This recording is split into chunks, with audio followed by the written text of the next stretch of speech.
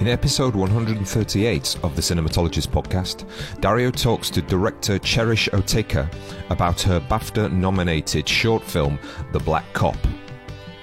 And Dario and Neil discuss some of their latest viewings, including Petrov's Flu and The Worst Person in the World.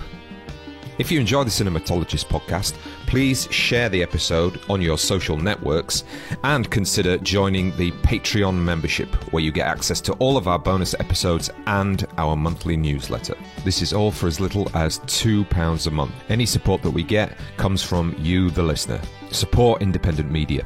And now, on with the show.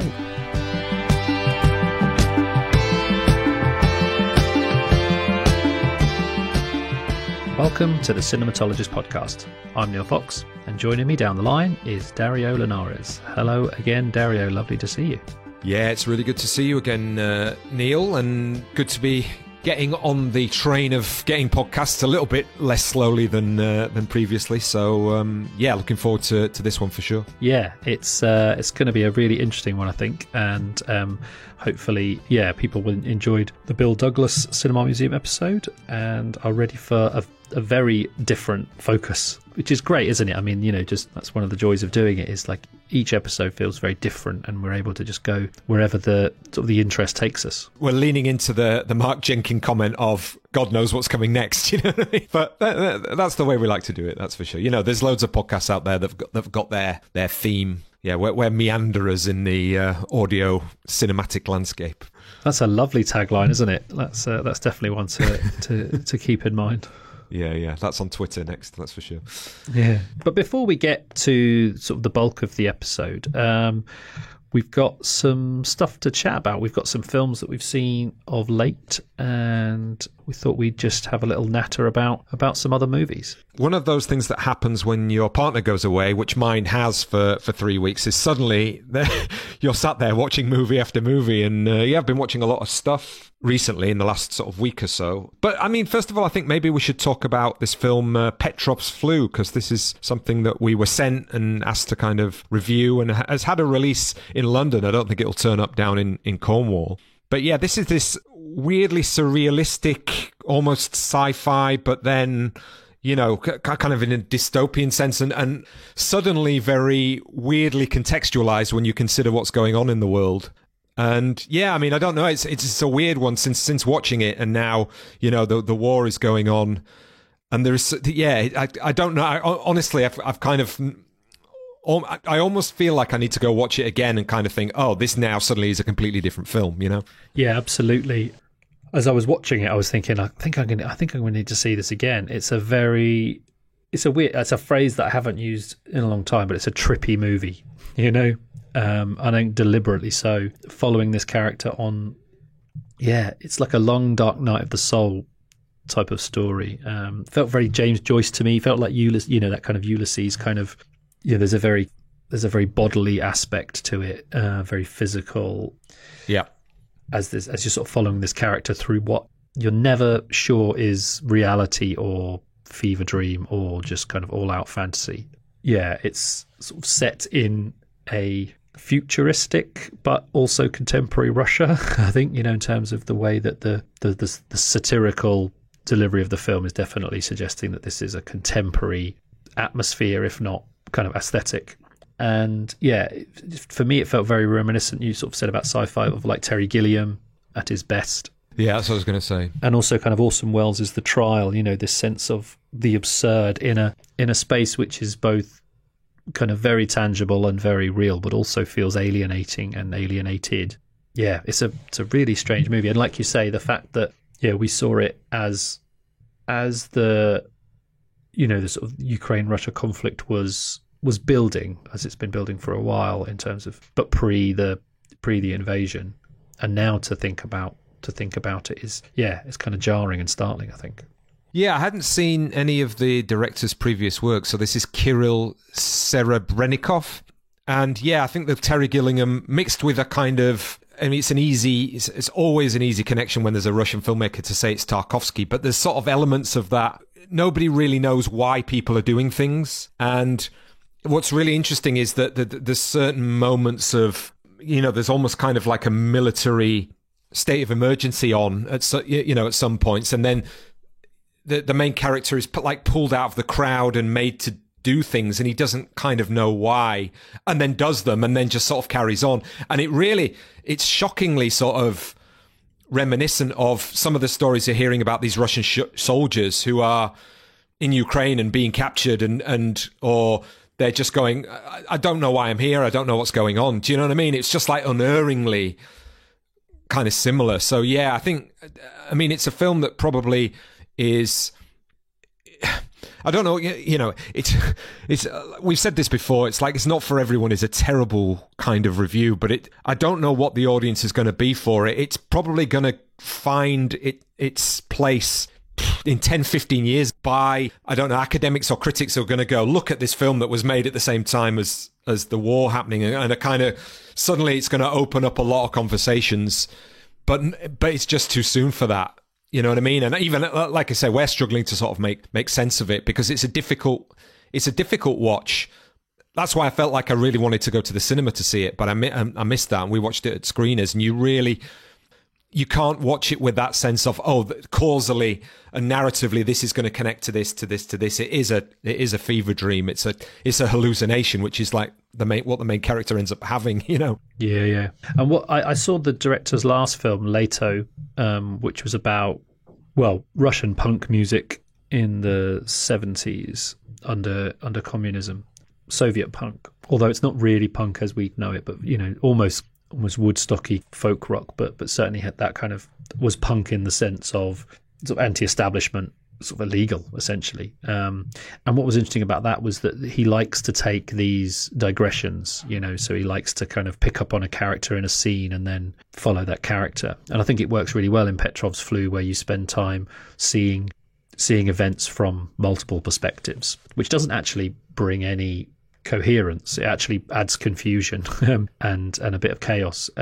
But certainly it feels like that's his sort of filmmaking approach, is to take the story off the main narrative path to try and give a kind of sense of the complexity of all the different lives. And then his wife is such an interesting character in terms of what she's doing or not doing throughout the film in relation to their child, and just in general with her job. There's an amazing scene, a poetry reading, where she sort of becomes a vigilante just out of nowhere, but yeah, there's always the sort of the sense in the back of your head of like, is this real, and how does this connect to anything? It's, I think intentionally dense. And what is a shame, I think, as well, is that there is, because obviously it's a Russian film, and however critical it is of Russia, I think it's going to take a while for people to come back around to it, either for a kind of like a distance from anything Russian. That's this is certainly a backlash against Russian culture and happening presently. So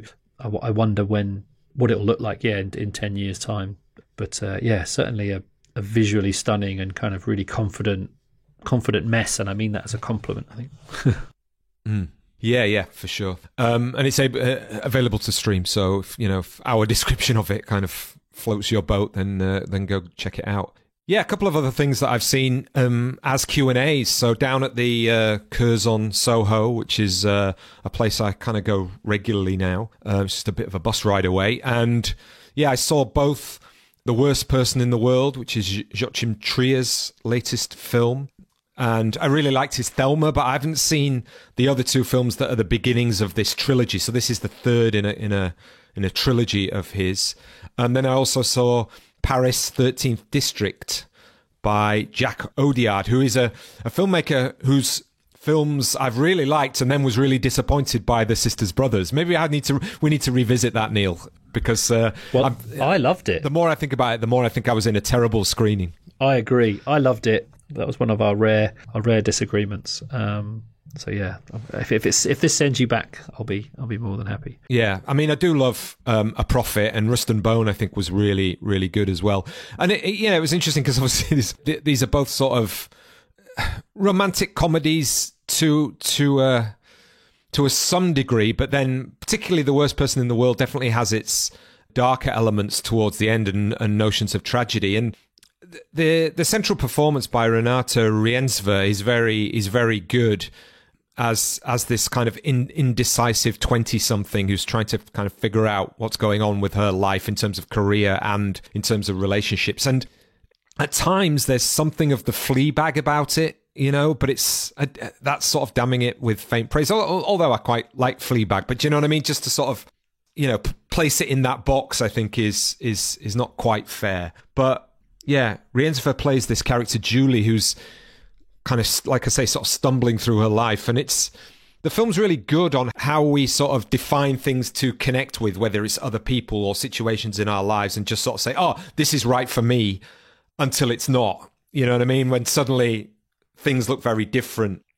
And the elements that turn us onto somebody often can end up being the fissures which make us doubt whether that person is for us, and very much sort of brings to the fore this idea that you can only really be satisfied with yourself, to a certain point. And I think it's interesting because there has been some criticism of the film. Loads of people have loved it, and it's got a lot of praise, but there has been some sort of criticism around the fact that this is a female character who just defines herself by her relationships with men and this kind of thing, and it's somebody who doesn't have a sort of sense of a well-rounded sense of subjective idea of herself. But at the end of the day, the way I looked at it was who does, and at the end it kind of resolves that. I think that the Newmont is not one that is trite or I mean, you could probably say it's not obvious, but it's not radical either. But it's just kind of like,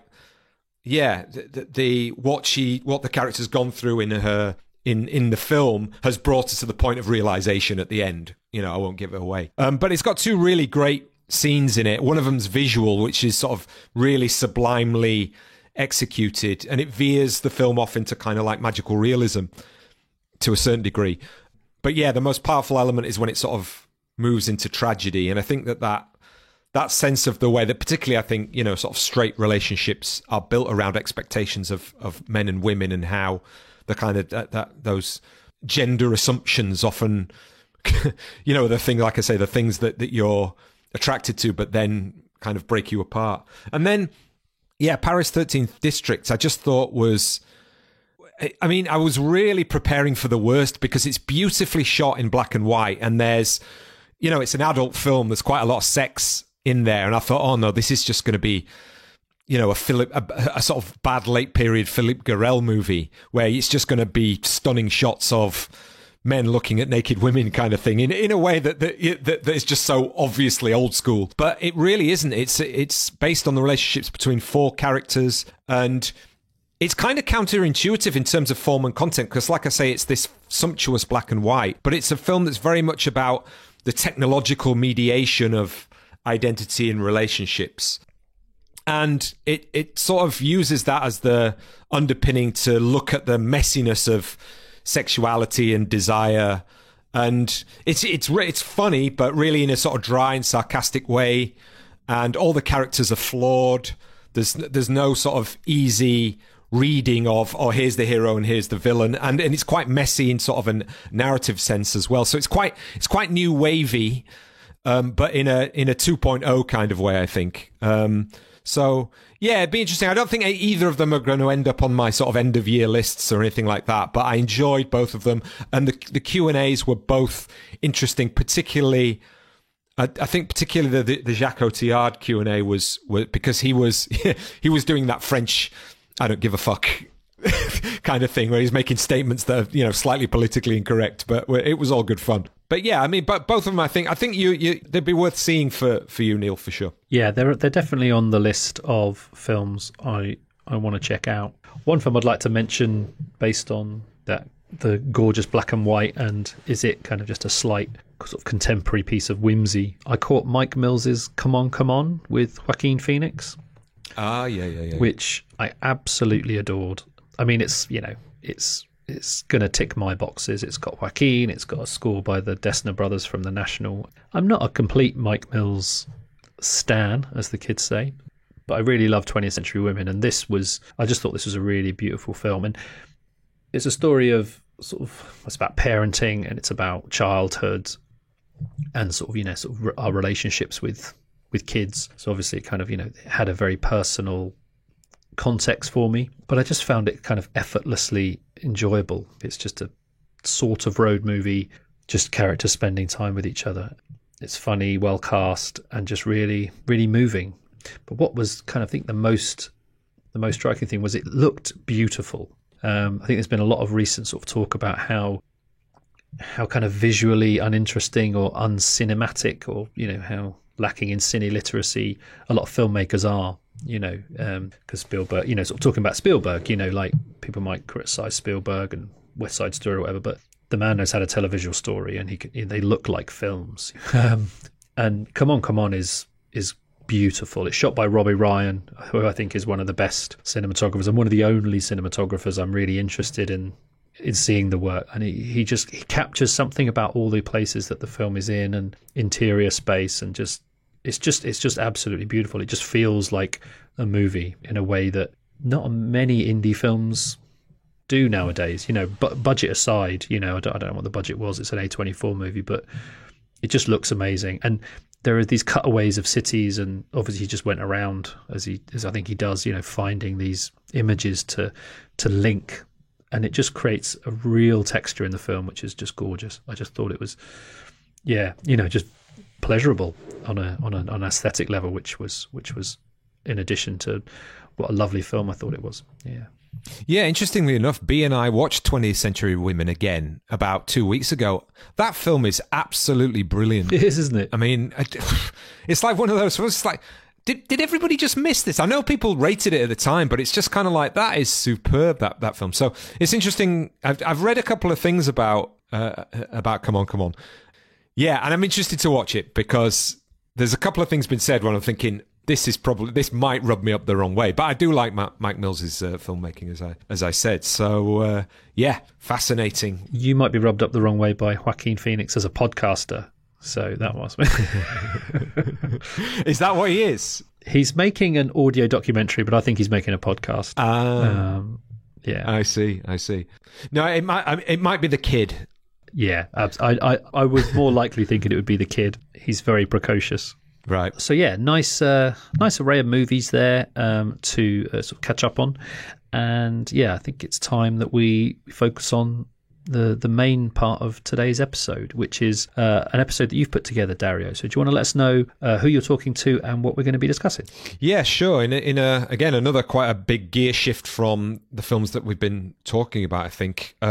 I spoke to Cherish Otake, who is the director of The Black Cop, and this is a BAFTA-nominated short, which is a kind of a documentary portrait, I would say, of the first openly gay black officer in the Met Police and his history. And the subject's name is Jamal G. Turawa. And Cherish has a substantial career in TV documentary, and we'll put links up to some of their other work, which is very much interested, I think, in personal experiences of race, but often intersected with multiple layers of identity. So whether that's sexuality or Britishness or even religion. And you'll hear, I asked Cherish a question about that and how much that's informed by their own personal experiences. And having watched some of their previous stuff, The Black Cop is definitely the most cinematic of the work that I've seen. And it's available on the Guardian website, so it has got quite a lot of visibility because of that. And yeah, Cherish was just really open in answering questions, both on form and theme, which some filmmakers don't like to. But yeah, the reflections on defining the self through expectations and requirements of outside society or culture or one's family. These things are all fundamental to the film, and we get into that in quite a bit of detail. Yeah, it's a really great interview. Cherish is a really interesting filmmaker with a fascinating perspective on a lot of things. Certainly made me think a lot about the filmmaking that's going on. So yeah, hopefully our listeners will enjoy that. Let's listen to that now. This is Dario's interview with Cherish Otake. We were going to the mosque in London for Eid, and there were hundreds of people walking down the road. And in the middle of this junction was a black police officer directing traffic.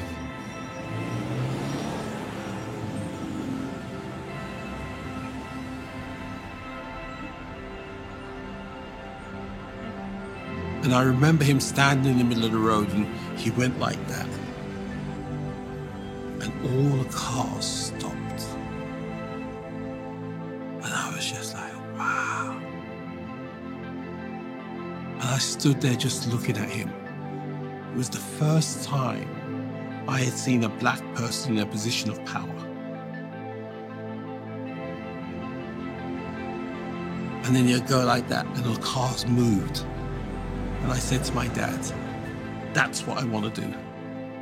Thanks so much for coming on the podcast, Cherish. I really appreciate you taking the time out to speak to me.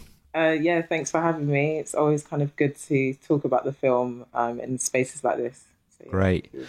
So yeah, congratulations on The Black Cop, which is obviously the main film that we're sort of talking about today. Although I would like to touch on your other work, which I've been watching over the past few days. I was just thinking about the moment in the film when Jamal, or G, who is obviously the focus, is describing when he was on his way to the mosque as a child, and he's mesmerized by this black police officer directing traffic, and he sort of talks about this being a representation of power. But I just thought it was amazing how it exemplified how G's voice and his storytelling facility really grounds the film, and particularly the reconstructions that you use. So, I mean, just at that moment, I was wondering, inside as a documentary filmmaker, were you thinking, wow, that's a great image I can really use, you know? Yeah, I mean, he's got a lot of powerful testimonies throughout his journey. And so it was a real job of picking the ones that made sense for the film and that were the most visual as well. Because, you know, it's all retrospective. So my main job was to bring his story to life and make it feel like it's happening in present tense. And that was definitely, you know, a really pivotal story for him. But yeah, the real work was, how do we take this story and make it feel like it's present? And it's an incredibly visual one as well. And he's a really powerful storyteller and a really visual storyteller as well. So it was a great collaboration between kind of his just authentic story and his ways of expressing himself, and also, yeah, the journey of trying to bring that to life visually.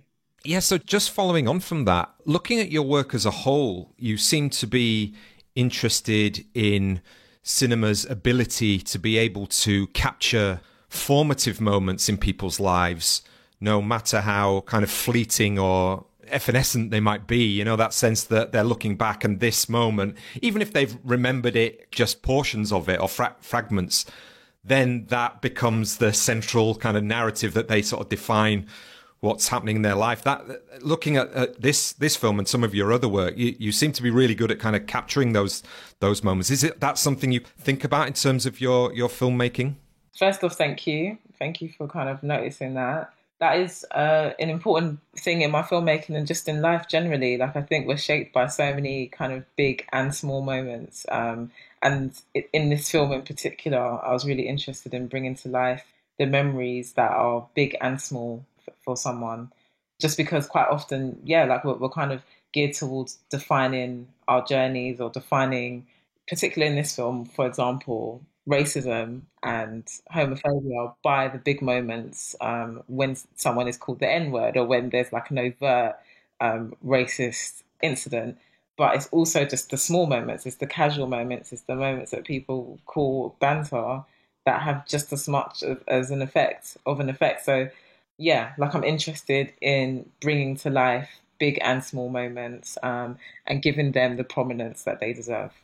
Yeah, it's really interesting that you say that about the casual comments that G sort of experienced throughout his life. And it seemed to me that those were almost psychologically more affecting to him. It was almost as if, you know, being called the N-word or, you know, any of the sort of homophobic comments that he suffered, it's almost like that's obvious and I can, you know, there's a barrier to that in my mind. But it was like maybe even the unintentional slights and derogatory terms and this kind of thing was the thing psychologically that over time, you know, really affected him. Do you think that's something that's sort of still somewhat misunderstood about racism when when we talk about it in quote unquote liberal circles, you know?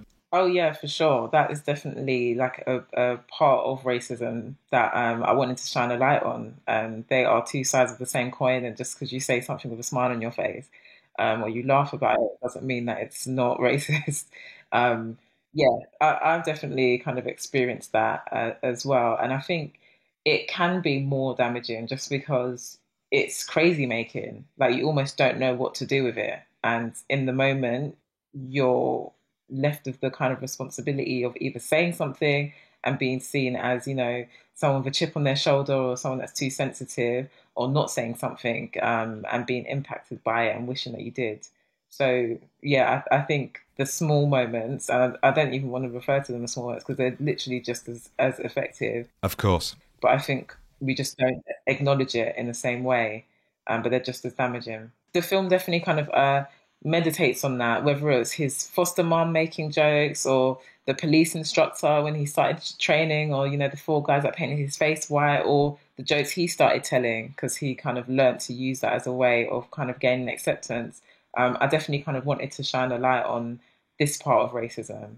Yeah. Yeah. Yeah, well, you definitely do that throughout. And I think that it's interesting how those, I mean, again, small moments is not the right phrase, but that scene where, the police officers almost, I mean, it's like a torture scene in a sense. Do you know what I mean? But he's, one of the interesting things was his own sort of sense of ambivalence about how he reacted to that. Because it was almost sort of a blaming of myself. Did I go along with it because I just wanted to be one of the team? I wanted to fit in and this kind of thing. And then later on, he's kind of like guilty for the fact that he didn't stand up to that. But it's almost like there's a no-win situation there, which is really profound, I think. It is, and it's just, yeah, I've definitely been in situations like that. Not, of course, having my face painted white, but having comments made, quote unquote, jokes made, and having to grapple with, okay, like, what do I do with this? Like it ends up being something that, yeah, has an impact and you're left with. And that's kind of part of the storytelling devices that we used in the film, because when these events happen, the person, 9 times out of 10, just gets on with their day, and it's not anything that is remarkable in any way to them. Like if you was to bring it up the next day or the next week, or whatever, they might not even remember that it happened. But for you, like, you're left with that, and it's left its mark. And you might talk about it with friends and family, and because they weren't there, they're only experiencing it through you. So you actually adopt the voice of the person who has left this mark on you. And so that's kind of something I wanted to do with the dramatic recon, and overlaying G's voice with the actors' voices, of just how these things become imprinted in us and end up being part of our stories. There was a police officer, and my white friend goes running up to him and says, "Hello, Mr. Policeman." Starts talking to him, and then he puts his hand in his pocket and he gives him a coin. And I thought, ooh, the police are giving away money. So I go running up and I said to this police officer, I said, "Hello, Mr. Policeman." And he looked at me and he said, "Fuck off, you little black bastard."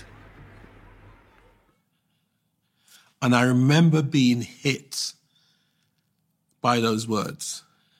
That was the moment I realized I was black. Yeah, I definitely want to talk about that in a second. I mean, I think it's important maybe for the audience listening here, to just maybe sort of think a little bit about, or talk to you a little bit about how you came to know this guy and this story. This somebody who had in some ways quite a prominent role as a black police officer in the sort of, in through the 80s and also in that, a period of turmoil, obviously, but then also a period right up into the 90s. You think about the footage of Tony Blair and being the face of black policing, let's say, as a recruitment tool, a sort of poster boy, he calls himself in many ways. But yeah, I mean, how did you come to this story?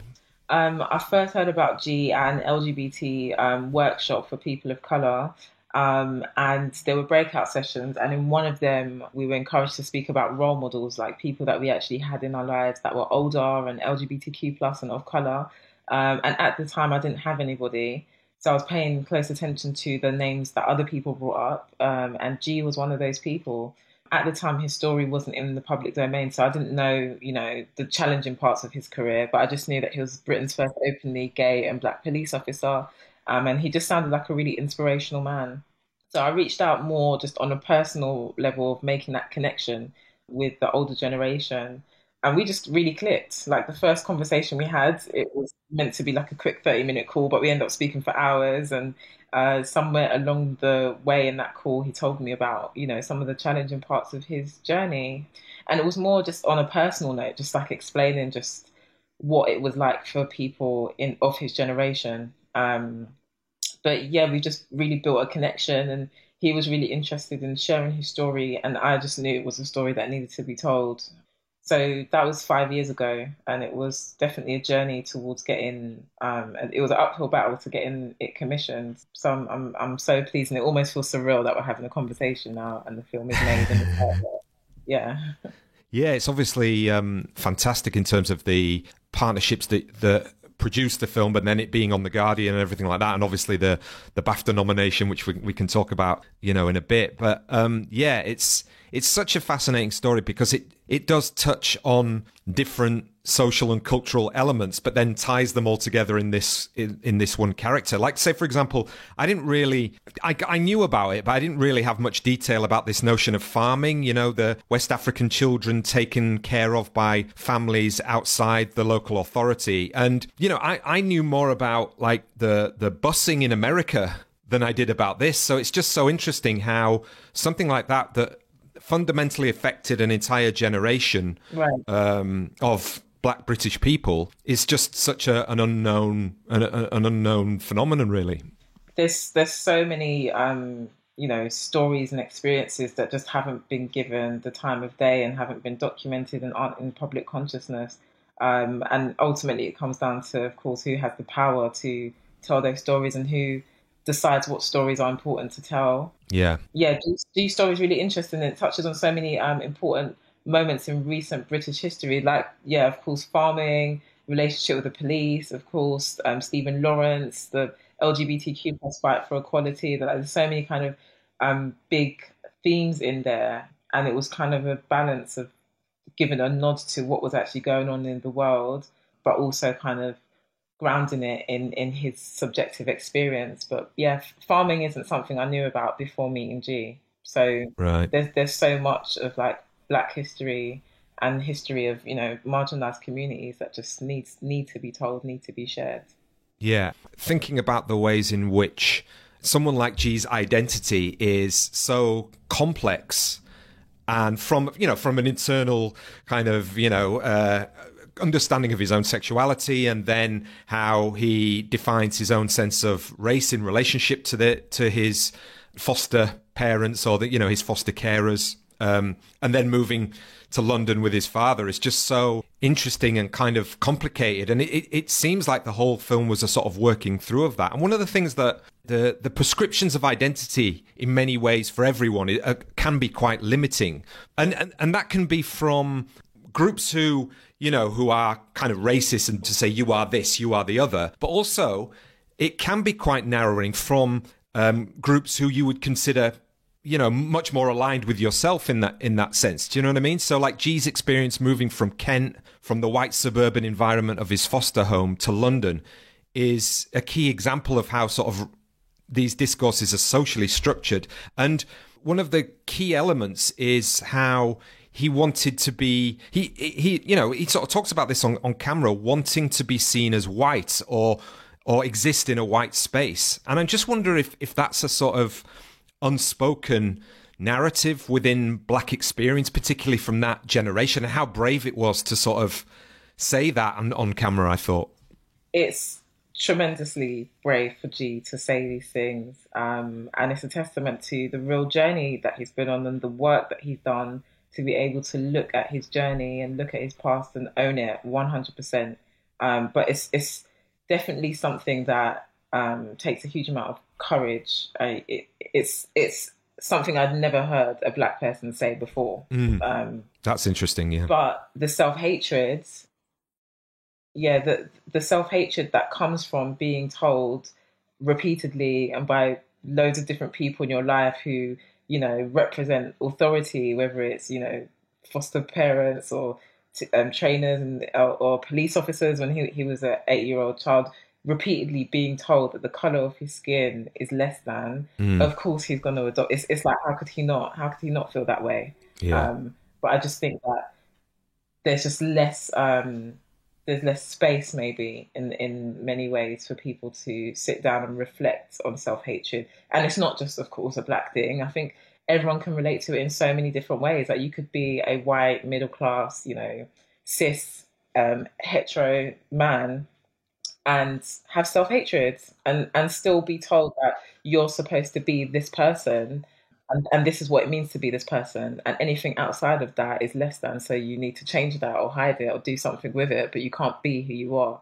I think everyone in some way, shape or form can relate to self-hatred and being told that they're not good enough. But I think we just rarely hear people own it in the way that G has. And it's hugely inspiring. I think one of the things that have resonated with me or just touched me the most is hearing how people who aren't black and who aren't queer have related to the story in so many different ways, like that I would never have imagined. But that's the power of just speaking from the heart, because people connect with that. Even if they don't connect with the lived experiences, they connect with the emotions that he's sharing.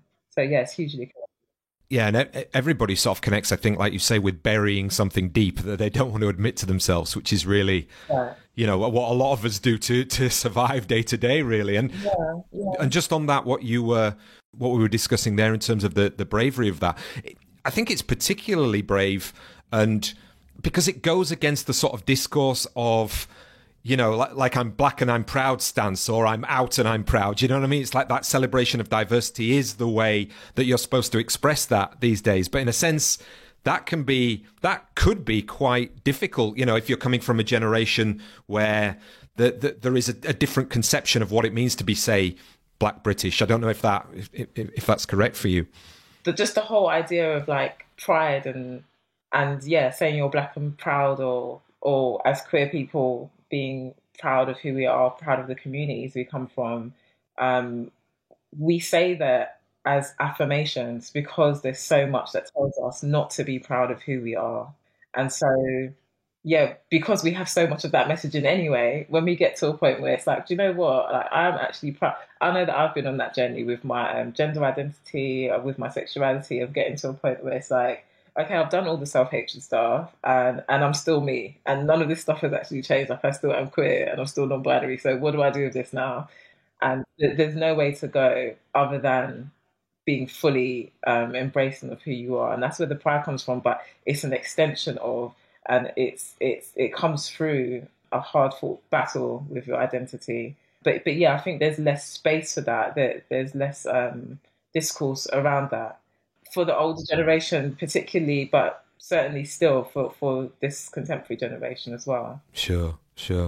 I just wanted to I'll go back a little bit to what you said about, the way that his voice and his presence on screen structures the form of the documentary. I mean, I wondered, you said that you sort of spoke to him for a few hours initially, but then did you straight away realize that he had a kind of strength and charisma that was compelling in a story sense, but also visually and sonically on screen, because you use that, extreme close-ups rather than what you might consider that traditional, documentary mid-shot where you're a little bit further back and it's kind of like, here's the expert talking. You are much more close up to his face, which, fills out the screen very, very clearly. And we've talked about how powerful the voice is. I think I found him just most compelling just as a friend, like just getting to know him. He's a great storyteller. He's super passionate, super, compassionate as well. And I wanted to tell the story and frame him in a way that was an extension of our friendship. So I wanted it to feel like you're sitting across a dinner table and you're just talking to someone and hearing about their journey, and creating that kind of level of intimacy with the camera was, and the framing was really important for that. So yeah, I guess because the film very much is an extension of our friendship, and just over the years we've had these conversations in so many different ways, in so many different contexts, and like with things that I was going through personally. Yeah, I feel like I just definitely wanted the film to be almost, yeah, like a nod to the journey that I've been on with him. So at a certain point, it becomes like difficult to see or to decipher between just like what I'm attracted to with him as a friend and then with him as a contributor. But it's actually while we were in the interview, because I know that he's a great storyteller, and that's he does this for a living, just in terms of like sharing his story and using it in diversity training and things like that. But when you get to know someone on a personal level and you've done this for years, it's hard to see him as a contributor in a way. Like I didn't talk to him and start thinking, oh yeah, you'll be great on camera, or you've got a great voice, or you tell stories in a visual way. It's just like we're just mates and we just talk about loads of deep and vulnerable things. And I knew he was ready to share his story and he wanted to share his story. And it's just like it's just good fortune that he happens to be just this really great compelling character as well. Did you ever consider having your own voice in there? So there was a kind of a back and forth, considering what you've just said there about, you know, being on the journey together. I feel like my voice is in there as a filmmaker, for sure. Sure. And how I receive him. And it's interesting because the first time that he watched the film, one of the things that he said that stuck with me is that he said, you really got me. You really captured me. Right. Like he feels like that is his authentic self on camera. He's being himself, and this is who he is. This is how he speaks.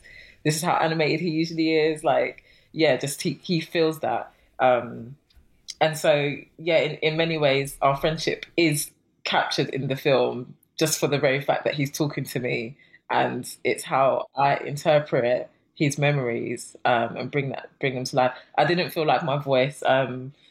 Just to answer your question, necessarily needed to be in there just because I was really deeply trying to lean into the fact that this is one person's story. And yeah, it was more about bringing his story to life than kind of me taking up space in that way. Yeah, looking at your sort of body of work previously, I think this is, you know, it's definitely a sort of, it's not a culmination, obviously, but, you know, it's a sort of development of the themes that you can see in previous work. And you know, the voice is definitely there in the way that you present the material, without a shadow of it. It's just interesting, you know, where some documentary filmmakers like to have their own voice in there. So it's just it's an interesting to hear that choice for sure. I mean, in terms, one of the things that's really interesting is the use of reconstruction, which, you know, I don't know if you I don't know if you remember this back in the day, but it always reminds me of Crime Watch, which is ironic, really. You know, the reconstructions of, you know, oh, this is how this crime happened, but it seems to be something now that has been taken up a lot more as a form. And I think, you know, especially that moment where the young G has the encounter with the police officer, obviously sort of uses the racial epithet very directly, and the way that the voice cuts in and the use of music within that is really effective. But then obviously you've got the quote unquote found footage or home video footage and then news footage, all of these things fitting together. So yeah, I mean, I just wondered about that for you, that sense of reconstruction and what it brings to the table as as part of the documentary process.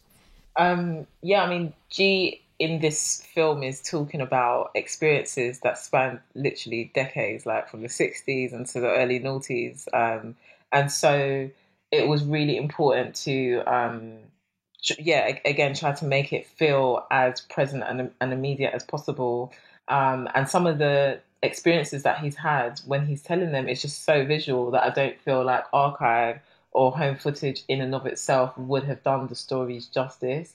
So, yeah, quite early on, I just knew that dramatic recon would be needed just in terms of really, truly bringing this experience to life. And I guess for me, it was really important for audiences not to just be passive in it. Like I wanted audiences to feel like these experiences are happening to them. So there's point of view shots that we used that were really intentional, of just like echoing home that this is everyone's story. Like this, even though this is told through the prism of race and sexuality, like this is everyone's story. Everyone has memories of being told or just receiving some form of message that they weren't good enough. And so even if you can't relate to being called the N-word or whatever, it was just a thing of making it feel like, triggering almost memories of personal experiences audiences might have had that they might want to meditate on and find resolution with. So I think Dramatic Recon really helps to elevate the storytelling and bring it to life for sure. Yeah, it's something that's gotten kind of like a renaissance or a new sense of kudos. I think not that it's just something that wasn't sort of used as much. I don't think previously in sort of broader mainstream, but I think you see it an awful lot more and in shorts as well. So it's just an interesting sort of cycle of that. I think at the moment, but it's used really well here because it ties in, doesn't it, with the texture of some of the archive footage and that sort of sepia tone, which is really nice. Oh, thank you. Yeah, I definitely sat down with the color grader and just did a lot of work just looking at each kind of reconstruction and where it sits in time and also in relation to the archive that is around it in the film and just trying to match it. Yeah, so it's nice to hear that it was kind of seen in that way. And I do think, Recon, I think Netflix has had a big part to play in that, and opening it up to doc makers. I think sometimes I feel like audiences kind of prefer drama or feeling like there's an element of escapism in watching actors do something, bring something to life. And I'm glad that we're in a space where, we can play with form and lean into whatever storytelling devices makes sense for the story. And this is my first time doing Dramatic Recon, and I look forward to the next time because I think it was a really interesting exploration. And there's moments in it, like for example the face painting scene that was, of course they're all actors, but they're still real people that came into the room and had to engage with this really difficult situation. And there could have been a film made about that in and of itself. Like I was so gutted that we didn't film behind the scenes on that particular day because the conversations that came out of it were just so interesting. And it's experiences like that I just wouldn't have had if the whole kind of way of telling stories as a doc maker hasn't been opened up and broadened. And it's an exciting space. It's an exciting space for sure. Yeah, I mean, there was definitely a sort of element of this documentary that really hit home with me in terms of the way that masculinity is constructed in male groups, you know what I mean? Which obviously would be a tangential thing for this documentary, but it really sort of, some of his experiences just being a sort of man in a male environment was really, and that intersects with race, obviously, specifically for G, but yeah, fascinating stuff. How did you feel about this coming out at this point in time when, we just had a police commissioner replaced for ostensibly not taking seriously or acknowledging institutional racism as part of the reason why she was removed? It just seems like there is a lot of visibility, a lot more visibility of these kinds of issues, but still so long, so much further to go, really. Oh, for sure. I mean, it took a long time for this project to be commissioned, and we'd kind of explored loads of different routes, and it was really frustrating. And it's just the challenge of just feeling so deeply that this is such an important story. And because I belong to a lot of the communities that G belongs to, it's hard for it not to feel personal when you're told no so many times. It's like, why can't people acknowledge, or what is missing here? Why can't they see why this is important? But with that being said, if it was made 5 years ago, I don't think it would have resonated in the way that it's resonating now. And the recent events in the Met, it's just sheer timing, because the film came out I think 2 or 3 weeks before this, but it very much speaks to the experiences and the landscape of present. It was interesting. I saw some comments about it from people saying things like, this happened decades ago. The police has changed. Why is he bringing this up now? Like, just get over it, kind of thing. And so, when this report came out, it was just it was very, very interesting timing, and it speaks to just what we've been talking about in terms of banter. This whole like culture of hiding things behind humor, and it's supposed to be okay because of that, and just the dark underbelly of that, because so much goes unchecked and unaddressed because it's a joke, you know. And we see that that culture is still very much alive, well and kicking in the Met today.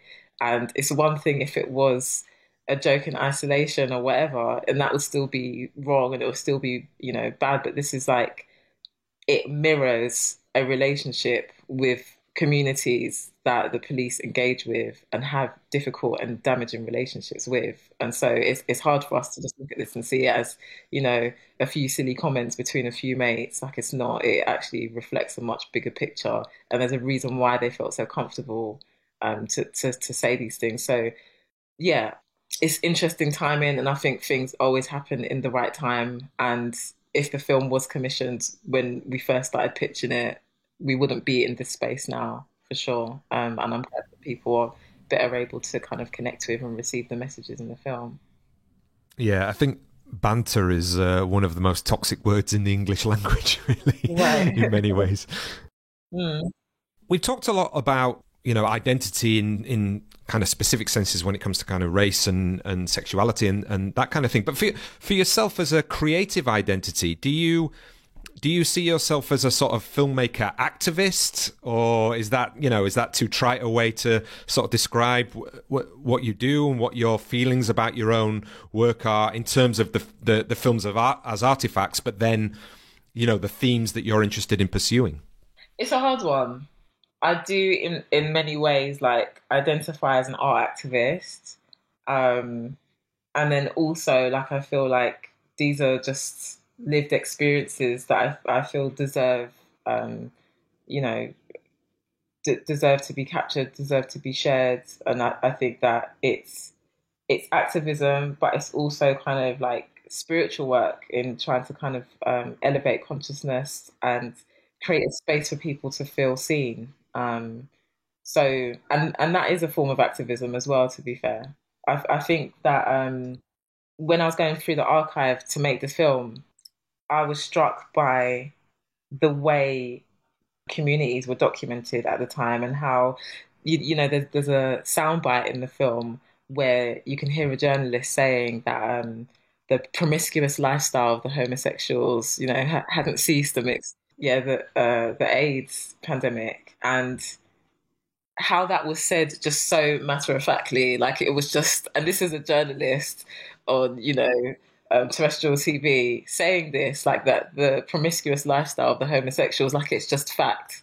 And there were so many moments like that when I was going through archive and just thinking, wow, this is absolutely striking that these things were said, and to an audience that might not have any form of proximity to particular communities, that would just be received as fact. It's just like, okay, cool, yeah, they're all promiscuous, yeah, like this is on, I'm not going to say whatever platform it is, but this is on a credible platform, so this must be fact. I think there's not enough acknowledgement of how these statements have shaped culture and shaped how communities are treated because they heard it on X platform by X journalists. Out on the streets, there are ample signs that even fear of the disease has not put a stop to the promiscuous lifestyle enjoyed by many homosexuals. They are arresting large numbers of gay men for alleged sexual offences. There are certain sections of the community who consider that homosexuals should not be. The attacks on gay men are continuing. Their anger could lead them to protect themselves. In my private life, I was hiding my sexual orientation. I was dealing with those questions of people saying, why aren't you married yet? I had pictures in my wallet of a wife and child. I didn't know who they were, but I would say that they're my ex-wife.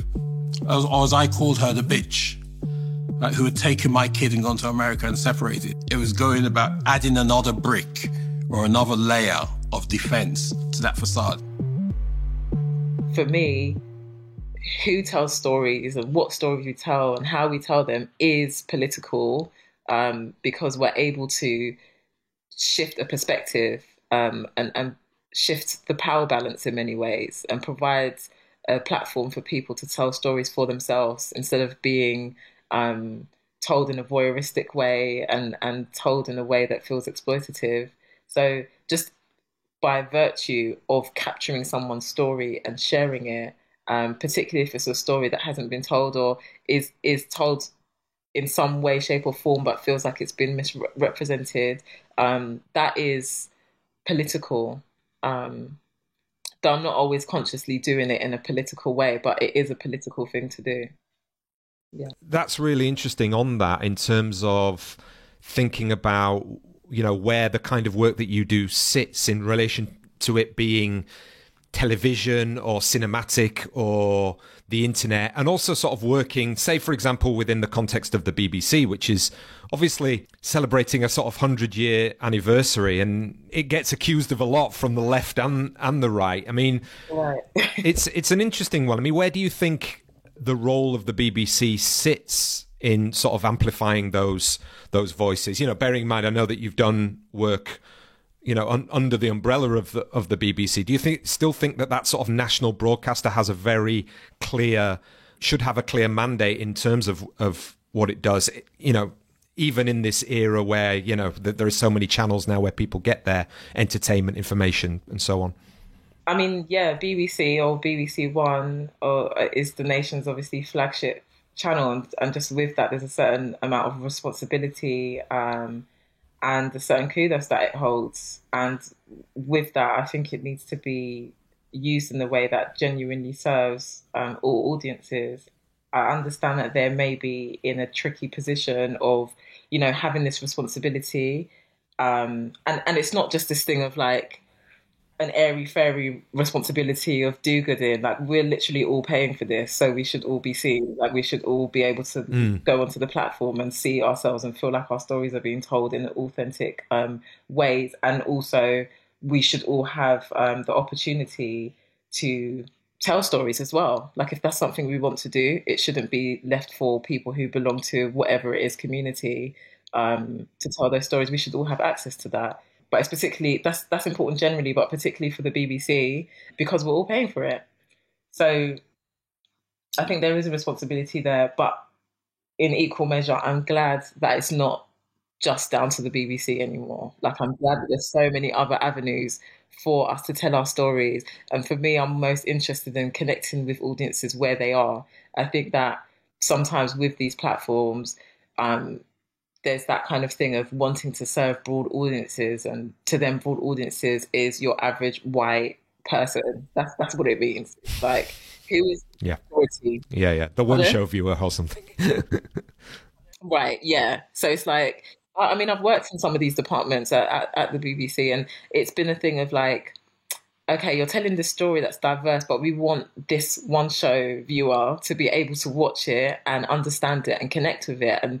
And that sometimes means watering down the message. That sometimes means not telling an authentic story because you're talking about a specific community, but it's for the entertainment of a separate community. And I've always felt like, if there's things in this that people don't understand, I'm okay with. Like, we all have access to Google. Like, we can all find out for ourselves. But that just doesn't always come into practice. So, yeah, I mean, I do think that the BBC should be doing a lot more. I think everybody has loads of opinions about what the BBC should be doing, and I'm just one of many voices in this kind of stream of consciousness. But I'm so glad, and I feel so fortunate that I live and I'm alive in this era, because there's generations and generations of Black and queer and working class and people with disabilities and just all other people who have been marginalised, who did not have any other avenue, and so left the industry or didn't even get into the industry to begin with, So, yeah, I don't take that for granted at all, that I have this opportunity. And having watched one of your the BBC Stories short that you did, or half an hour feature on called Too Gay for God, which is a really interesting piece of work, and also it just made me think about having to a filmmaker in your position making something that may receive criticism from certain groups. You know what I mean? How do you deal with this era that we're in now where, I mean, I don't know how much you agree with the sense that you know, we're in this culture where people are jumped to offence rather more quickly than they used to. I mean, do you, as a sort of filmmaker or artist, do you have to just put that to the back of your mind, or is there always that sort of anxiousness and maybe even an element of self-censoring that can occur?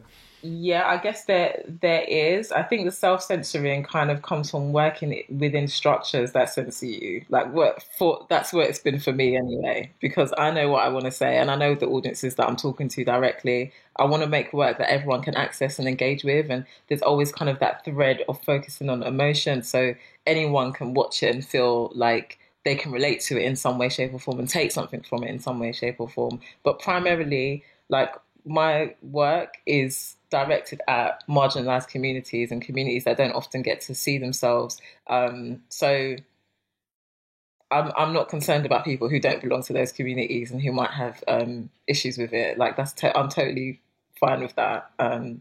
There is no film that everybody loves, you know. There's always going to be some form of offense that people take, and I'm totally cool with that, you know. But if it's people who actually belong to the communities that, you know, I'm trying to represent, that's a totally different conversation, because that's something that I would want to kind of gain a deeper understanding of and see what I can take from it and see what I might say, okay, fair enough, you feel that way, I don't, but yeah, I'm glad to know how you feel. But yeah, to be honest, it's not something that I think about too deeply. With The Black Hawk, of course, there's loads of communities being represented in that film.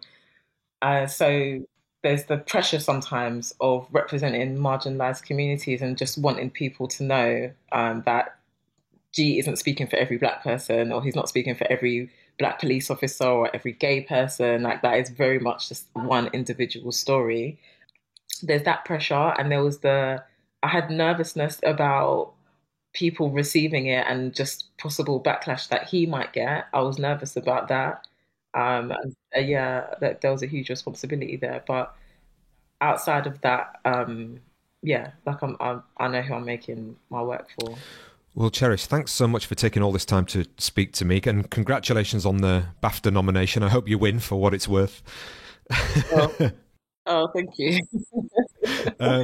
You're working on. Have you got a new project on the go now? I have. There's a few things in development, but there's one thing that I'm actively working on at the moment. I can't say too much about it at this point. No worries. Is it broadly in the same kind of, you know, is it broadly in the same thematic area, or is it going to be something completely different? It's in the same thematic area in the sense of it being about human journey and self-acceptance and overcoming obstacles in that way. So yeah, it is in the same space in that sense. Yeah. Well, good luck with that, and I really look forward to seeing what you come up with next. Thank you so much. Thank you for having me and for engaging with the film in a really meaningful way. It makes such a difference speaking to an actual film lover about a project and going into all the different avenues of telling a story. So thank you. Oh, my pleasure to talk to you.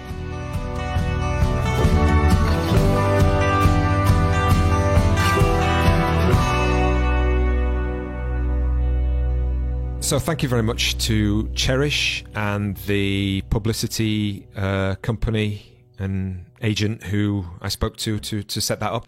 As you said before, it really made me think about the kind of filmmaking that is being used to give voices and histories, I think, which is one of the things that I think is really important when you look at the work of Cherish and then what's been happening with Steve McQueen in terms of that sense of there is a history here that is just invisible or has been, and it needs to be highlighted. So Neil, what did you make of the film and then the chat? Yeah, so as I sort of mentioned before, I thought it was a really great conversation. Really sort of fascinating to hear Cherish talk about the film and their background and their relationship with G. And yeah, I watched the film and I thought the film was fantastic. And it's interesting you mentioned Steve McQueen, because I think at the start it definitely reminded of The Red, the White and the Blue from the Small Axe series. because how could it not? You know, there's not that many. But then by the end, I sort of thought, oh, this is actually a really important companion to that. You know, it builds on that and it sits with that rather than just, not that it shouldn't cover the same ground, because there are a lot of stories that need to be told, but it kind of, it locates it within the same universe and then takes it somewhere else, which I think was really fascinating. Yeah, it was really interesting that you brought up the close-ups in the interview, because I felt that it was such a powerful way of kind of accessing the story, particularly because I think there was sort of a payoff in the middle where G is talking about the breakdown that came from kind of, you know, basically suppressing two identities for his whole life and career. The way he sort of relates that through his face and sort of moves his face to sort of convey the breakdown is so powerful in that close-up that you just feel it, you know, and you just it's just a really, really powerful moment. And yeah, it's amazing how much you feel like you know this person from such a short amount of time, and because so much of it is focused on the intimacy of the close-up, I just thought that was really, really important in terms of the filmmaking. Before sort of moving into the interview stuff, I think one of the things that kind of struck me was kind of an incredible that the film ends the way it does. And what I loved about it was that there's still so many things that are ambiguous or that feel conflicting when you finish the film, because they are, you know. So G's in diversity training sessions for the police, you know, willingly going back into the force, doesn't disavow the force as an entity, you know, he hasn't become someone who wants to defund the police, or he's still engaged with the system. And able to find a way back in, which I just think is kind of fascinating given what he had to endure, you know, which I think is, I enjoyed that, and I thought that was really important, rather than trying to tell a longer story which would have covered all the bases and then left that kind of human complexity out. You know, I think keeping it short reminds us that this is it's not a simple tale of he was destroyed by a system and has stepped away. And the other thing, which I think was really great, which was the reconstructions, was that we got to see him as a Muslim, you know, in terms of his family context. But that was also not part of the story, this story. You know, it's part of his story, but the use of the reconstructions, rather than just keeping it on the talking heads, allowed us to, again, feel a deeper layer that was cinematic, because it's showing us something that, but not telling us, and allowing us to try and imagine and conceive of the further stresses, the further issues, the further challenges that he would have faced as a person, just by seeing these images of him wearing a Muslim dress in the street. And I thought that was great, because I am kind of fed up of everyone wanting to know everything about everything all the time in films. Like, all the criticisms are like, well, I don't know this, or there wasn't a scene where this character said this, or where this was explained. And it's like, let me sit with it, you know, let me sit with the complexity of it. And I think it did a remarkable job in 25 minutes of conveying all of that. And then the thing I wanted to mention, sort of just to finish up this, was about those reconstructions and the striking idea that Cherish talked about, where they were saying that they're almost become escapism in documentary, and you both sort of had that conversation, which I thought was such a fascinating way of doing it, of bringing in this almost narrative, well, very much a narrative representation of someone's lived experience as a way of moving out of that kind of discomfort into a different kind of space. And I thought that was really interesting to conceive of it that way, as a chance to narrativize and use the power of narrative storytelling to convey stuff, which I've kind of thought about that, but never really in those terms, as an escapist, as a chance to step outside of the. So yeah, I thought it was I think it's a great piece of work and a fascinating chat. Great.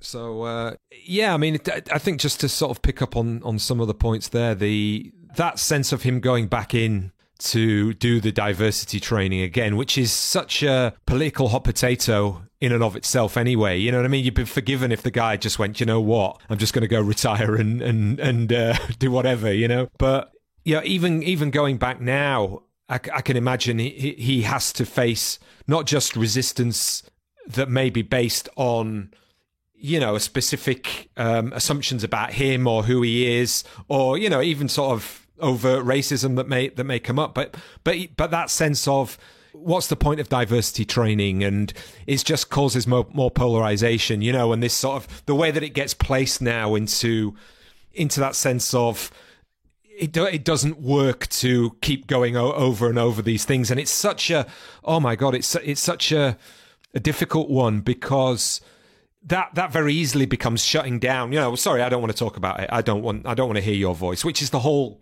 point of, like I say, articulating voices or showing histories, and also sort of just problematizing. Again, we've talked about it a lot in relationship to film generally, sort of problematizing the narrative or the canon or the discourse that is accepted.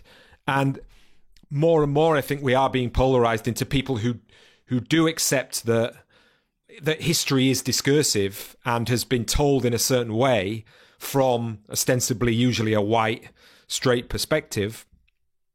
And then those who want to keep that in place and suggest that that's just fact, that's just history. Do you know what I mean? And this is where we're, as a society, I think, and as a world, sort of struggling with the idea of information and knowledge and how that relates to our subjective experiences. And it's kind of like, because it is, we do go down these paths, don't we, where it's like, my truth is my truth.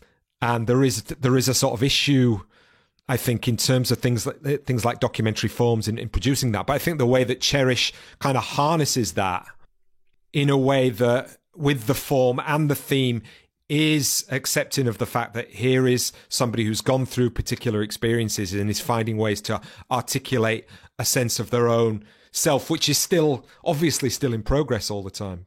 Absolutely, yeah, and he is a reminder, and the film is a reminder of the kind of the complexities of class and family, and an awareness that it's not just that the there are issues with the police that need to be resolved through massive restructuring and reculturation, or if that's even a word, but that it moves us past this kind of idea that is quite. We're not still a country where people in families or people in communities don't feel like they can be who they are, or don't feel like that this is not, that trying to join the police and do that work for the inside is still not viable. Like the issues that the police have historically responded badly to are still there. They're not solved. Like it's not like the police is the only institution that's archaic and out of touch. Families are. Communities are. Like we're not a completely progressive liberal nation where everyone accepts everyone for who they are all the time, and that seeing him do that work was a reminder of that he knows that there's going to be black people in the force, and there's gay people in the force, and there's people struggling with other identities within the force who need to see that, and it's kind of amazing. And I think that the openness of the film and not being overly didactic about a point of view about the police as an entity allows that complexity to sit within it, which I think is just, again, in 25 minutes is hard to do. It's interesting because Cherish was a filmmaker that I wasn't aware of, and then your interview sort of alluded to their body of work, and I'm interested to see more because I knew what you meant when you sort of were saying culmination, not as in the end point, but as in the work that they've done has built up to this point, which feels like a really confident piece of work, and I'm excited to see other stuff for sure. Fantastic. Well, that will do for episode 138. Thank you once again for your continued support. Please follow us on all the usual channels. If you have the means, then some support on Patreon for as little as £2 a month will really help out with our running costs. Anybody who joins Patreon gets access to all of our bonus content, including our monthly newsletter. Neil, great to see you. We'll speak again soon. Yep, thanks for this episode. Great job. Thanks to Cherish and thanks to all our listeners. Catch you all soon. Thanks for listening.